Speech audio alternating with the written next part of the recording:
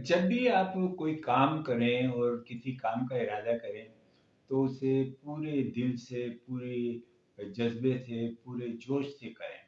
और जब आप मेहनत और दिलजमई से कोई काम करते हैं और उसमें भरपूर दिलचस्पी लेते हैं, तो वो काम जो है, उस काम पर आपकी शख्सियत की छाप लग जाती है। और आपके शख्सियत की ये छाप उस काम को कामयाब भी बना देती है।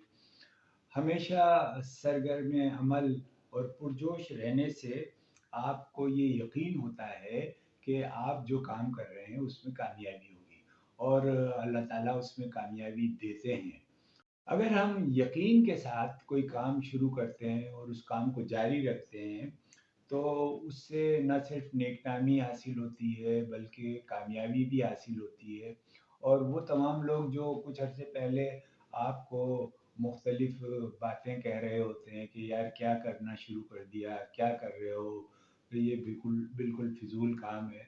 लेकिन जब आप कामयाबी की राह पर चल पड़ते हैं, तो वो तमाम लोग आपको दाद तहसीन देते हैं और आपकी तारीफ़ें करते हैं और आपके काम को सराहते हैं। जो काम भी आप दिल से करते हैं, वो उसमें आपको बड़ी राहत, आराम और चैन मिलता है, और उस काम में आपको बड़ी फ़तह भी हासिल होती है। इस बात को यकीनी बनाएँ कि काम में बददिली से ना हो, और आपका वक़्त और तवानाई ज़ाया भी ना हो।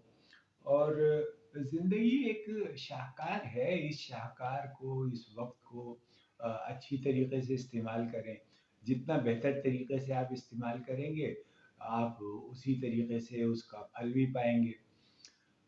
हमारे एक दोस्त कहते हैं कि मैं अपने दोस्तों के साथ मिलकर बैठता हूँ और उनकी कामयाबी के किस्से सुनता हूँ, और उससे मुझे एक बड़ी स्ट्रेंथ मिलती है, क़ुव्वत मिलती है।